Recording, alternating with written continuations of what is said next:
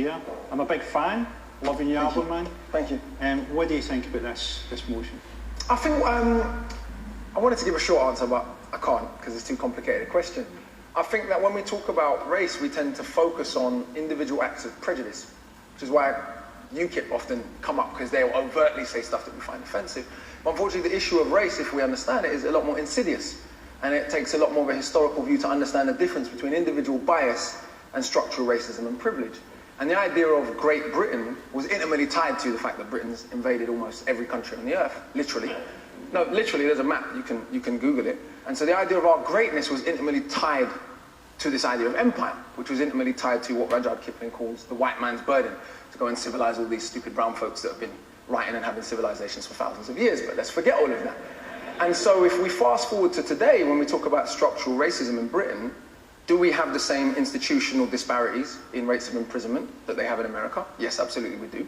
Do we have the same disparities in terms of who's dying in police custody? Yes, indeed we do. In 2011, we were told we loved Libyans so much we wanted to bomb democracy into them. Less than 5 years later, we're leaving people fleeing the same conflict to drown in the sea, while giving a woman space in a national newspaper to refer to them as cockroaches. And when you refer to humans as cockroaches, that is a mandate for murder. Let's be clear about that. The moment human beings become non-human, that is a mandate for murder, and there's a long historical parallel of that. Today, Germany, the country that bombed this country, in our grandparents' lifetimes, so theoretically the grandchildren of Nazis can get in and out of England easier than the grandchildren of people from the Commonwealth who fought against the Nazis. And where do they come from? When we talk about immigrants, do we mean people from Australia and New Zealand? Didn't Boris Johnson go to Australia and say, hey, we're culturally the same? Was he talking about the Aborigines when he said that? We call them expats. Right. White people have such a different way of classifying themselves that white immigrants are expats and non-white immigrants are immigrants. So when we say immigrants, if we go to border control, we can go there, Yarlswood, and we go and look at who's there. It's not a bunch of white people from New Zealand. So we have structural forms of privilege and bias that are much more insidious and much more difficult to overcome. The reaction to Africans and Asians coming here post-World War II, to rebuild the country after the Queen's German cousins bombed it, the reaction to them was one of general hatred. It's illogical. These people who had formerly been colonized by Britain had fought in both world wars. India gave 2.5 million volunteers, for those who don't know. When we talk about being saved by America in the war, we want to talk about being saved by India and Russia. That would be a bit more accurate. But that's a bit inconvenient. But the reaction to those people and their descendants has been one that is about structural bias and privilege. The greatest metaphor for this might be Canary Wharf and Tower Hamlets.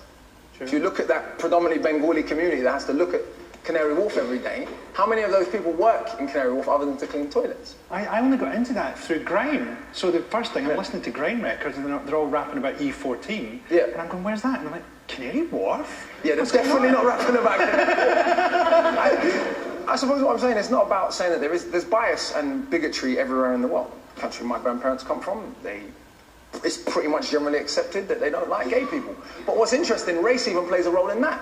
In Jamaica, we have disgraceful homophobia. No one ever says it's because of Christian fundamentalism.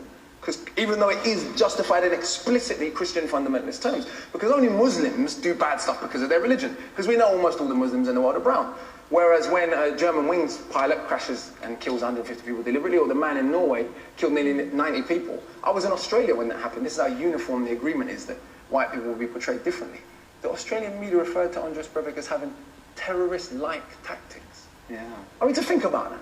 Yeah. This guy killed almost 100 people, and he's just almost a terrorist. And he'd written a crazy thing about Muslims. No, it's very clear. I mean, he was a terrorist by any standard. The idea that white is right isn't just a European idea. It's an idea that has had insidious implications, because no matter what, the 700 people that were left to drown off the coast of the Mediterranean, were they white human beings, they wouldn't have been left to drown. And they certainly wouldn't be called cockroaches.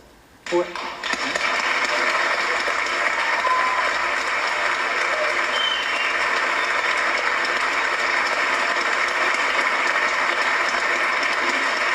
casual discrimination isn't exclusive to Britain, of course. Let's see how one Australian news anchor dealt with the issue of race while talking to a pair of twins in this incredible clip.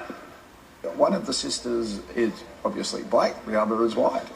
The Alma twins come from a mixed-race family in the UK. Maria has taken after her half-Jamaican mum with dark skin and brown eyes and curly dark hair, but Lucy got her dad's fair skin, good on her, along with straight red hair and blue eyes. honest. What gets me about it is we have this whole talk during the election about the Australian point system. Let's be more like Australia. Australia is one of the most racist countries in the world. Yeah. And also they're putting forward the idea that black people don't belong in their country when all the white people get skin cancer. And the original people were black. I mean, they were treated as flora and fauna. Until 1967, they were legally classified as flora and fauna. Yeah. Plants and animals.